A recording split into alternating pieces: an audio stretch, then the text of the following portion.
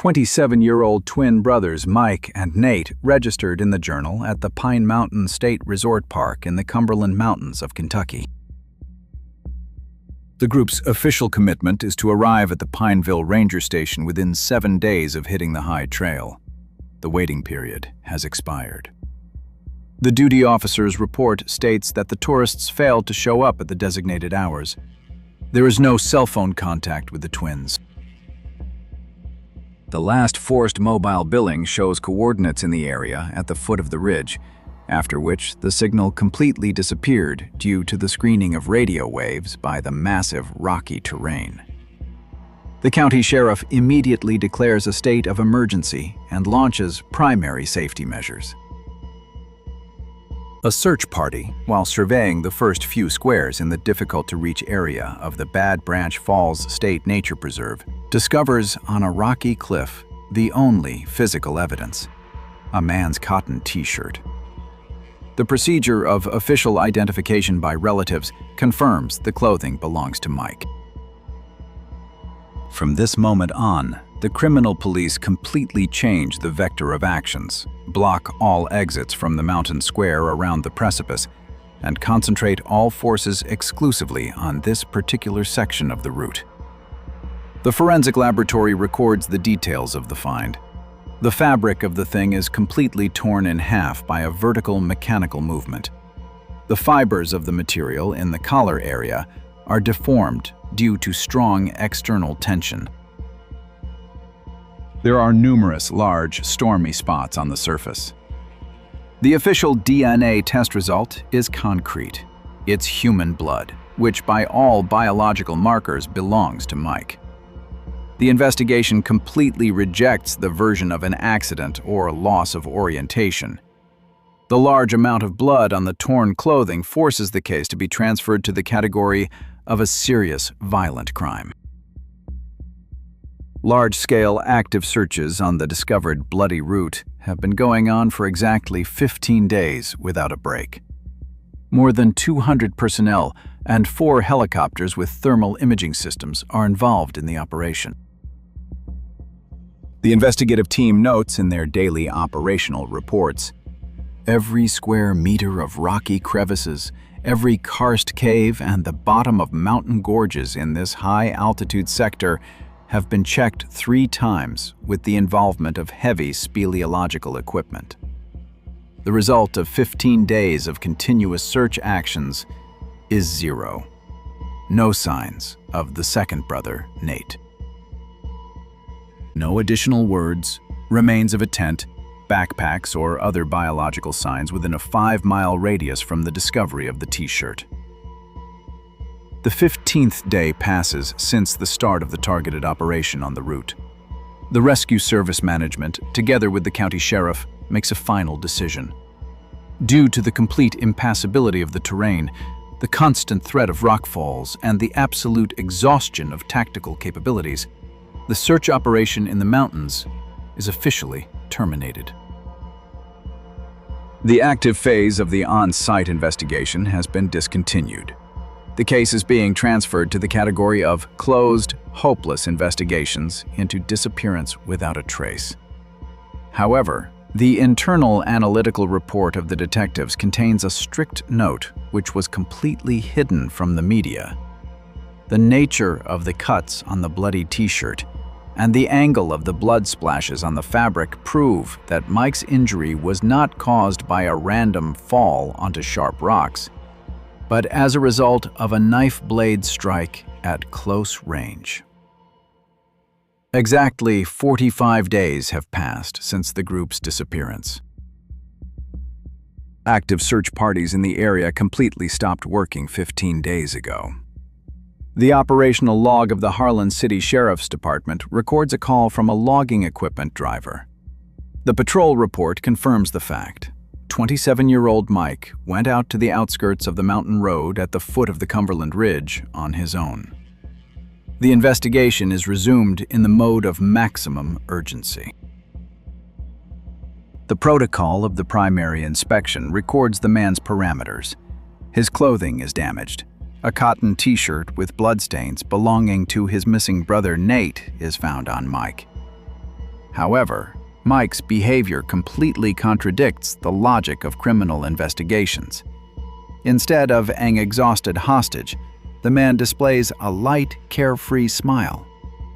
The patrol report notes, "Mike moves confidently, his facial muscles are relaxed, his gaze is calm."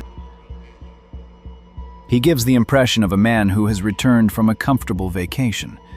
This abnormal gap between the blood-stained clothing and the happy expression on his face breaks the primary versions of the investigators. The examination at the hospital provides facts that completely reject prolonged survival in the wild. Laboratory tests record a minimal level of dehydration of the body. Mike's skin is completely devoid of deep scratches from mountain thickets, signs of hypothermia or physical exhaustion. Vital signs correspond to the norm of a healthy person. The video recording of the surveillance camera in the reception department captures Mike calmly signing papers. His facial expressions remain stable. Clinical tests prove that the man was not physically in the open area for 45 days under the influence of natural factors. The vector of police action changes during the first interrogation. The investigative protocol reflects Mike's even voice. The man claims to have spent time in the mountains alone and describes walking along rocky slopes. However, the operational report of the detectives records a psychophysiological collapse of the body when introducing a verbal marker. As soon as the sheriff utters the name of his twin brother Nate, medical sensors record a critical spike in pulse to 160 beats per minute. The video recording captures Mike's body going into a violent convulsion. His breathing becomes interrupted, labored, and his throat constricts. Mike denies in a hoarse voice that he has a brother on this trip. He assures the investigation that he went to the mountains completely alone. He never had a twin, and the t-shirt on him is his personal item. The detective's attempt to show family photos causes a repeated neck muscle spasm and complete loss of speech. The sheriff's office puts forward a version. Mike committed the murder of his brother Nate during the first night of the hike, hid the body in the mountain crevices of the Bad Branch Reserve, and now simulates amnesia to avoid responsibility. He is charged with premeditated murder. Mike's behavior is interpreted as a cynical tactic to deceive the investigation. Investigators urgently prepare documents for the arrest of the suspect. The logic of the accusation is destroyed by the final report of the forensic laboratory, which arrives just minutes before the end of the shift. A forensic analysis of the biological material gives a concrete result. The stains on Nate's shirt are fresh blood from Mike himself, left as a result of deep ante-mortem cuts no more than 48 hours before his departure to the forest. While rescuers a month ago were surveying the empty rocks, an unknown person was holding Mike in isolation, methodically torturing him, and then released him back into the mountains, completely erasing his memory and forcing him to smile at the crime scene. The operational report of the sheriff's department records a change in Mike's procedural status. Law enforcement officials officially transfer the 27-year-old man from the category of witnesses to the status of the main suspect. The investigative team forms a working indictment. Mike committed the premeditated murder of his twin brother Nate during the first sleepover, hid the body in the crevices of the Bad Branch State Nature Preserve, and then used a simulation of amnesia to mislead the investigation. The investigation protocol reflects the preparation of materials for the Harlan County Prosecutor's Office. The county detective classifies Mike's behavior as a sociopathic defense tactic. The main evidence of the prosecution is the categorical denial by the suspect of the very fact of his brother's presence in the mountains, which directly contradicts the logic of the disappearance of the group. 2 days after Mike's discovery, the vector of police action receives tough technical resistance. The sheriff seizes information carriers from the external surveillance cameras of the Cumberland Gap Tourist Center located at the entrance point of the route. The official analysis of the video footage completely eliminates the suspect's version of a solo hike. The technical service report contains a detailed description of the frames from camera number 4. It is clearly recorded that at 6:12 in the morning, 45 days ago, 2 absolutely identical men entered the Pine Mountain Trail. The video footage shows the joint movement of the brothers, the presence of similar derivative equipment, and the absence of outsiders within 100 meters from the observation object. The camera data completely refute Mike's testimony. The transcript of the reinterrogation shows the detective's attempt to break the suspect's position through direct demonstration of the frames. The operational report notes a physiological failure in Mike's body while viewing the video. Medical monitor data shows an accelerated heart rate, a brief muscular spasm of the neck is recorded, and hoarseness. However, Mike continues to monotonously assert that there is only him on the video, and the second figure is a lens error. The investigation interprets this as a conscious refusal to cooperate. The prosecution prepares a motion for detention without bail. The concrete version of the sheriff is completely destroyed by the official intervention of the defense. Mike's lawyer brings into the case the results of the forensic medical examination of the bodily injuries of the surviving brother and a new forensic analysis of the blood-stained t-shirt. The results of the laboratory tests force the investigation into a complete legal impasse. The conclusion of the forensic examination proves that the nature of Mike's injuries completely excludes the theory of autonomous stay in the wild.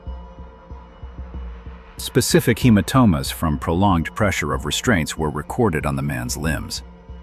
Laboratory analysis of the stains on Nate's shirt confirms that the blood belongs exclusively to Mike. Experts emphasize that the deep ante-mortem cuts on the suspect's skin were made with a surgical instrument no more than 48 hours before his appearance near the mountain trail.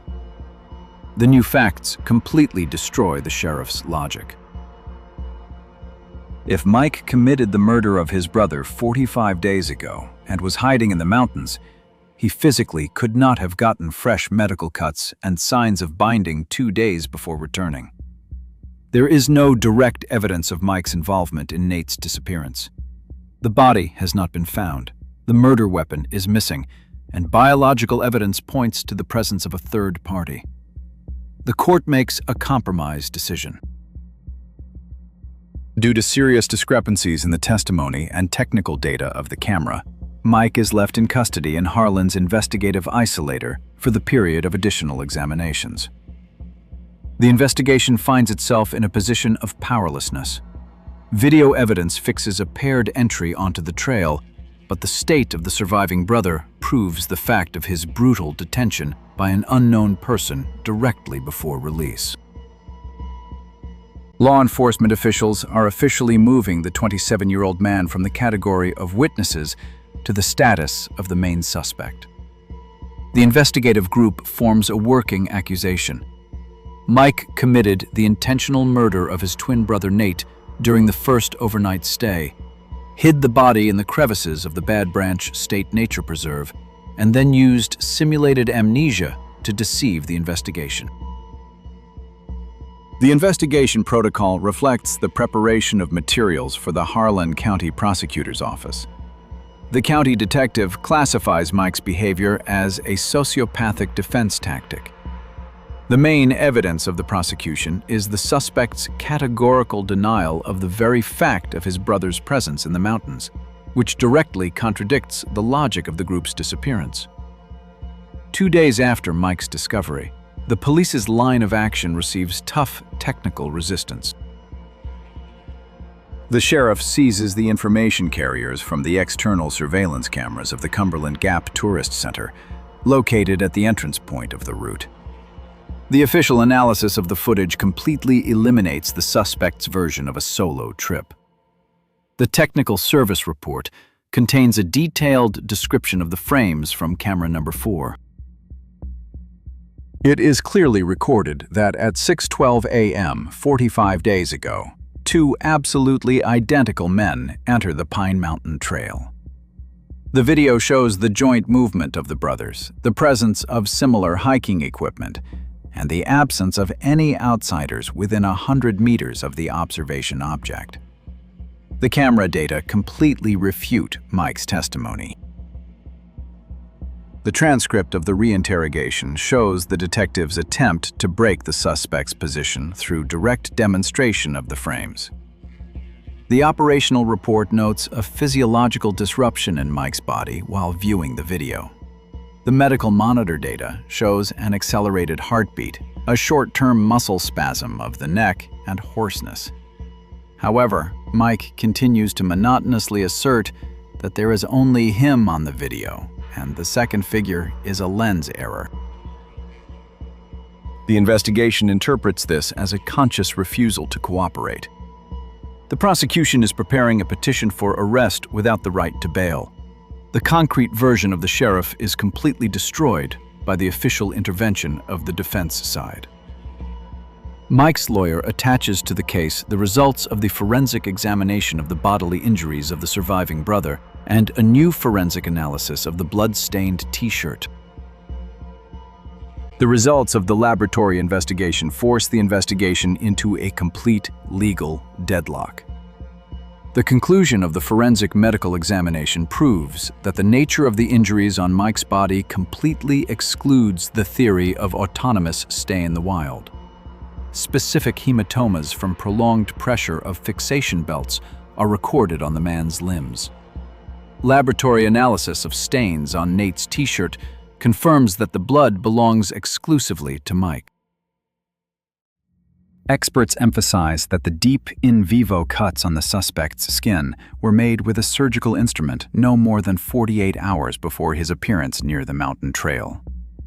The new facts completely destroy the sheriff's logic. If Mike committed the murder of his brother 45 days ago and was hiding in the highlands, he physically could not have received fresh medical cuts and signs of binding 2 days before his return.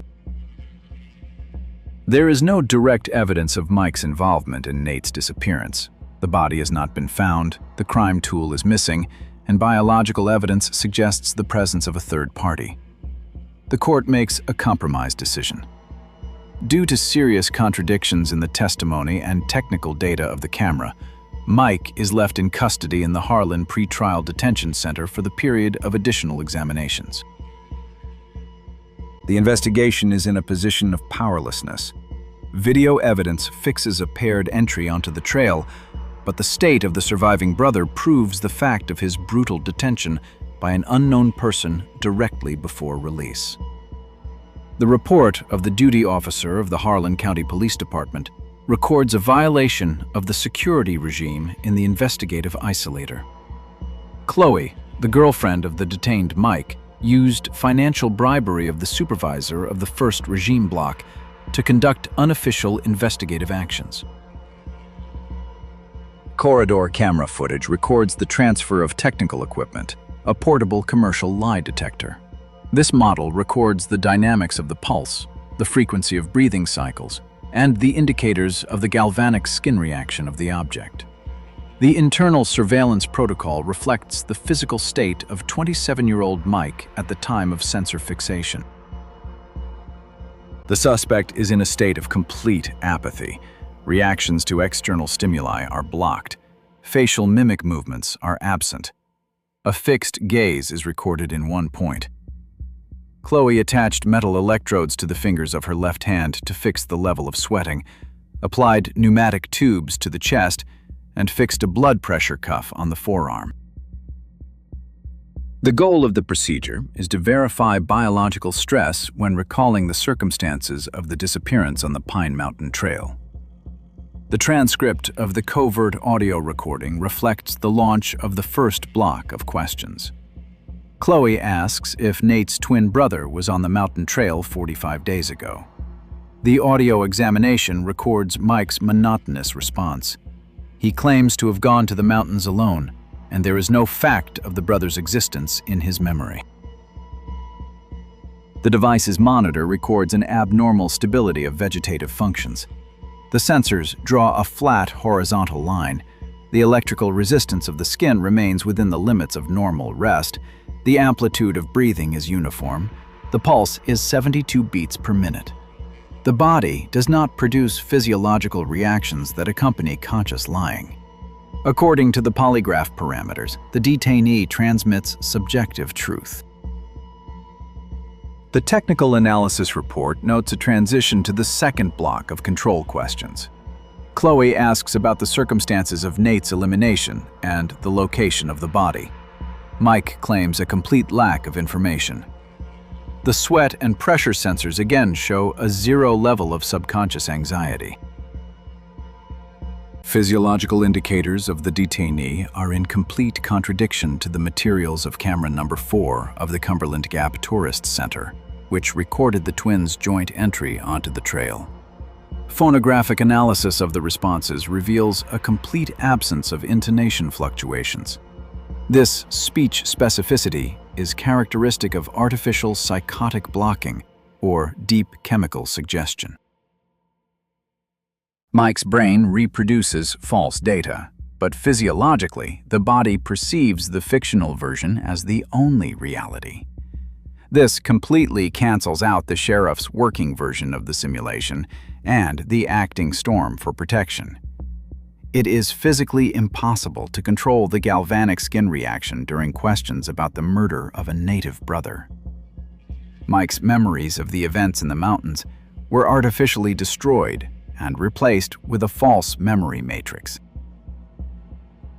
Chloe disassembles the device's sensors and leaves the insulator 2 minutes before the shift change. The test results prompt her to start an autonomous investigation outside of the official criminal process. She focuses on gathering information about the methods of chemical memory erasure and identifying individuals who had access to specific medical drugs. Through private channels, she receives the navigation system logs of the twins' family vehicles. Operational analysis of movements records regular nighttime trips by adoptive mother Julie to isolated forest areas in the Cumberland Mountains over the past 2 months. Chloe decides to start covertly gathering evidence and searching the stepmother's private property without law enforcement sanction. Lawyers for 27-year-old Mike have filed a formal motion with Harlan County Court to change his bond to home incarceration. The biological father of the twins provided ironclad guarantees to immediately transfer the amount of financial security. The amount of the bail was €1 million. A bank statement confirmed the presence of the entire amount of capital in the accounts of the family trust, which completely removed procedural obstacles. The procedure for releasing the suspect was blocked by the adoptive mother. 47-year-old Jules, through involved lawyers, demanded the forced freezing of the fund's assets. In a civil lawsuit, she called Mike a dangerous monster who should be behind bars exclusively. The court granted the request for an arrest warrant, eliminating the possibility of bail. The suspect was escorted back to the pretrial detention cell. During the hearings, Jules demonstrated animal panic at the potential release of Mike. This factor forced Chloe to completely reject the official versions of the investigation and start autonomous tracking of her stepmother.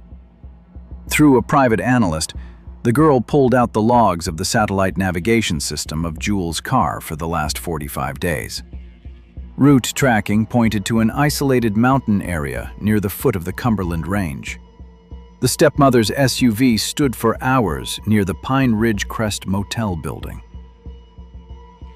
Chloe arrived at the designated sector at night. In this section of the mountain route, outside transport is completely absent, which allowed the girl to go for a direct break of the passenger doors of the abandoned car. Chloe's mobile phone camera, turned on to record the process, recorded her extreme physiological state during penetration into the cabin. Every second of the search carried a direct risk of exposure. The smartwatch sensors recorded a spike in her pulse to 150 beats per minute. Due to the continuous trembling of her hands, Chloe was losing coordination, trying to remove the stiff inner panels. A sharp shortness of breath occurred. Breathing became superficial, and the fingers of her hands lost strength under physical pressure on the trim elements. The girl ripped the dense fabric of the secret pocket in the lower part of the upholstery, directly under the driver's seat. Her fingers pulled out a paper document of strict reporting. This is the original medical prescription form issued in the name of Julie by a clinic in another state 3 months ago. In the appointment column, 2 commercial psychotropic drugs were listed, scopolamine and flunitrazepam, in maximum doses. A strict toxicological analysis proves that the simultaneous introduction of these substances completely eliminates willpower, causes anterograde amnesia, and absolute suggestibility to any external suggestion. A person performs external commands, loses the ability to form memories of current events, and after the action of the mixture is completed, demonstrates persistent chemical euphoria. The expert's findings fully explained Mike's abnormal smile upon emerging from the woods and his conviction that he was alone in the mountains. The timeline proves the date of Jules' prescription and the quantity of chemicals purchased coincide exactly with the twins' disappearance on the Pine Mountain Trail. Chloe immediately delivered the medical evidence to the Harlan Police Department headquarters. She presented the seizure warrant to the deputy sheriff and demanded an emergency search warrant for the stepmother's mountain property. However, the duty detective issued an official procedural refusal. According to the protocol, the police had no right to use the evidence due to the illegal method of its seizure from a private car without judicial sanction. The attempt to act through the law ended in complete failure, and Jules remained at large. Having been refused, Chloe went alone into the mountain range to inspect the private sawmill of Jules, called Summit Peak. Chloe crossed the perimeter of the Summit Peak sawmill at 22:30. The abandoned industrial facility was located at the bottom of a dead-end mountain canyon. There was no security or surveillance cameras. Using a metal lever, the girl broke the lock on the technical doors of the main woodworking shop. Inside, utter decay reigned. Rusty machinery, residual piles of sawdust, and a thick layer of dust. Fresh tire tracks from Jules' SUV led deeper into the building, stopping at a recessed repair bay for heavy equipment. At the bottom of the concrete pit, Chloe found a heavy steel hatch, camouflaged with wooden boards. From there, a strong, pungent smell of medical chlorine and antiseptics emanated. Descending down the iron rungs, she found herself in an isolated underground bunker converted into a makeshift holding cell. In the center of the room stood a massive chair, welded to the concrete floor with steel bolts. The armrests and legs retained wide fixation straps made of dense canvas. The location of these restraints coincided with the location of linear hematomas on Mike's wrists and metacarpals, which doctors had previously recorded in Harlan's isolation ward. Next to the chair was a metal stand for intravenous infusions. On the floor lay used disposable syringes and empty glass vials. The markings on the ampules fully confirmed the nighttime find from Jules' car: scopolamine and flunitrazepam. Right there, next to a plastic container, Chloe found used surgical scalpels with traces of dried brown substance. The presence of the instruments directly indicated the origin of the fresh medical incisions on Mike's body, made within 48 hours of his appearance near the logging trucks. On the workbench in the corner of the basement lay a portable audio system with closed-type headphones and a digital voice recorder. Behind Chloe found the main evidence, Jules' working notebook with daily handwritten charts. The pages contained clear diagrams of chemical injections, dosages of psychotropic drugs, and lists of short verbal theses. The records fully revealed the mechanics of personality destruction. For 30 days after the police search was rolled back, Jules kept her stepson under the influence of truth serum. Every 6 hours, she put him into a state of complete elimination of his own will, broadcasting coded phrases through the headphones. Nate never existed.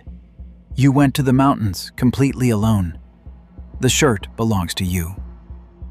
The chemical attack on the brain was accompanied by a dosed physical pain from cuts to form a subconscious animal fear of mentioning the name of the brother. Against the wall, behind the medical station, Chloe discovered physical evidence that completely eliminated the sheriff's version of the detained person's guilt.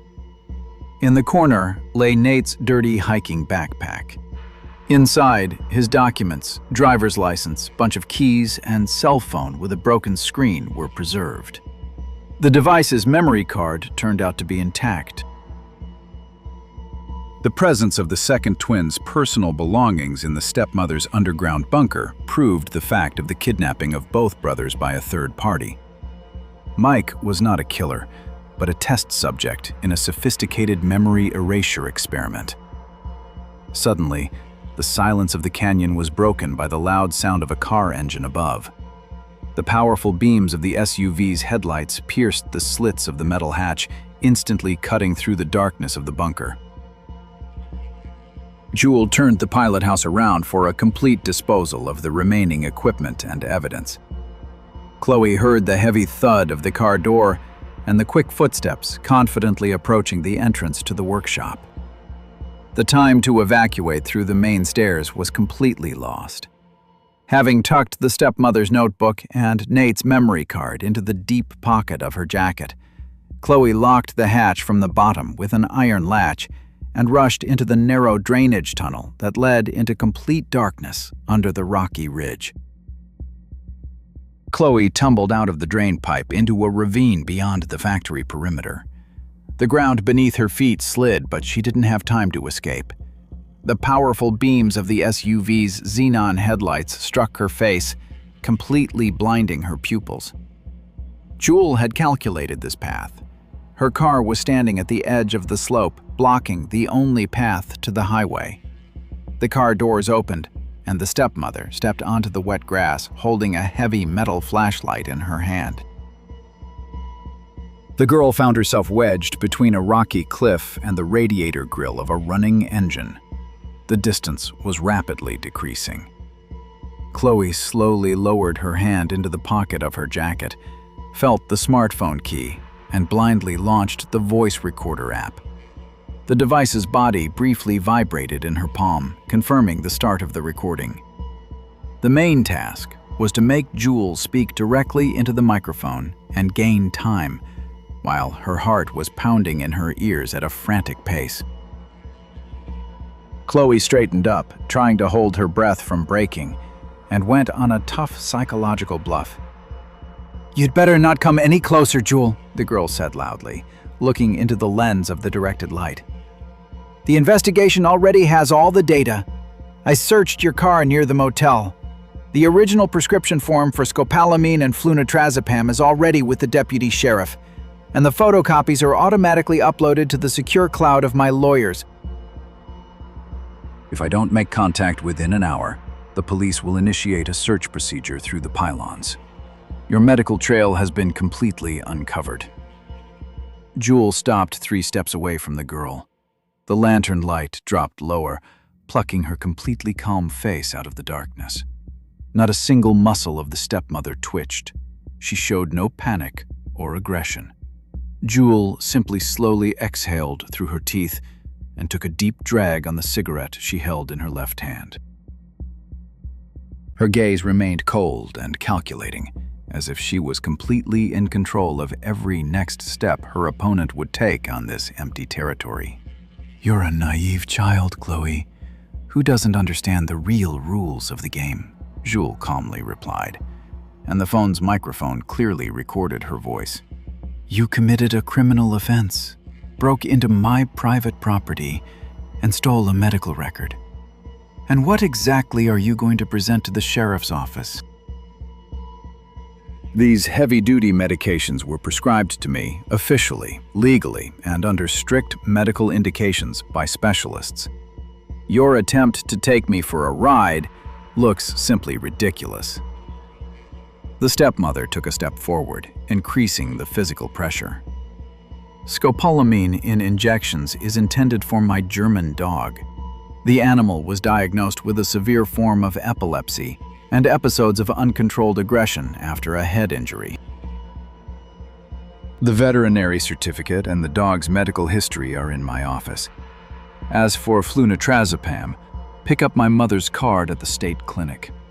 She has progressive third-stage dementia with acute psychotic episodes at night. She doesn't recognize people and attacks caregivers. This strong sedative is the only thing that keeps her in a stable state. Jewel lowered the lantern, leaving Chloe in the half-shadows, and smiled cynically. Any check by Harlan's detectives will end in 5 minutes as soon as they call my family doctor or veterinarian. All the forms have a legal series and numbers of strict reporting, and your illegal visit to the sawmill and car theft is a guaranteed prison term. You don't have any real facts against me. Give me what you pulled out of the basement, and you can leave here on your own 2 feet. Chloe felt the iron logic of her stepmother breaking her plan. Julie had anticipated every detail of her chemical alibi in case the pills surfaced. But her stepmother didn't suspect the main thing. In the inner pocket of the girl's jacket, a medical prescription lay right now. Not just any prescription. There was a hidden notebook found in the underground bunker with the twins' injection schedules and Nate's original memory card with the video recording of the moment they were kidnapped. The game was just beginning, and Chloe gripped the phone tighter, ready to play her final trump card. Chloe took a step back, feeling the edge of the rocky outcropping with her back. The recorder in her pocket was capturing every second of the conversation. The stepmother thought she had completely neutralized the threat with her medical alibi about the sick mother and the dog, but her miscalculation proved fatal. Your legend about the sick dog and the mother's dementia is perfect for the local sheriff, Chloe said loudly, pulling her left hand out of her pocket. She held a black memory card plate and a corner of a leather notebook between her fingers. But this version completely falls apart in court. This is the original footage from Nate's broken phone. First night of the hike, 2:45. The video captures the moment the tent is stormed. You're in frame, unmasked, personally coordinating the attackers and ordering them to administer the first dose of scopolamine to Mike. Jewel's facade of absolute calm cracked instantly. The flashlight in her hand jerked, pulling a distorted face out of the darkness. Animal panic returned with renewed force. No prepared veterinary certificates could counteract the direct video recording of the organization's armed kidnapping of 2 trust heirs. And this is your own handwritten dossier from the underground bunker. Chloe raised the notebook higher. Here's every day of Mike's programming. All the injection schedules, dosages, and verbal cues you've been feeding into his mind through the headphones while he's been in the chair under the influence of psychotropics. 2 weeks until their 28th birthday and $12 million trust fund. That's your real motive, and it's recorded on my phone, which is transmitting our conversation to the state police server. Jewel didn't say anything else. She threw the flashlight to the ground and with a dull cry rushed forward. In her right hand, the blade of a long utility knife, pulled out of the coat pocket, flashed. The regime of psychological confrontation was over, and the stepmother moved on to the elimination of the witness. Chloe reacted a fraction of a second earlier. She sharply darted to the side, and the knife blade only cut through the air, catching the fabric of the sleeve of the jacket. Jules flew forward by inertia, losing her balance on the slippery grass from the night dew. Chloe used this moment, picked up the lantern, and randomly struck a strong blow to the stepmother's shoulder area. The metal body hit the target, forcing Jules to drop the gun and fall to her knees. At the same moment, the canyon walls were torn apart by the sounds of sirens. The beams of spotlights struck from the upper road, flooding the ravine with bright light. 3 armored vehicles of the Kentucky State Police Tactical Unit flew onto the territory of the pylons of Summit Peak. The Special Forces blocked all exits in a matter of seconds. The command to storm was initiated by a criminal analyst to whom Chloe sent geolocation coordinates with a note about danger before leaving. The operatives oriented themselves to the signal of the active stream from her phone. Within 30 seconds, Jules was already lying face down in steel handcuffs. The officers documented all the evidence found at the sawmill. The summary of the investigation is recorded in the report of the State Attorney General's office. Based on Jules' diary and the video from Nate's card, the Harlan County Court completely dropped the criminal charges against Mike. He was recognized as a victim of kidnapping and released from custody directly in the courtroom. The commission assigned the boy a course of neuro-rehabilitation to eliminate the consequences of chemical brain blocking. Memories of the events in the mountains began to partially return to Mike only after 4 months of therapy. A speleological detachment of the state police, using the coordinates from Jules' notebook, discovered Nate's body with signs of violent death in a karst cave 2 miles from the pylori. Julie's adoptive mother received a life sentence in a maximum security prison with no chance of parole. The case of the anomalous smile on the Pine Mountain Trail was officially closed.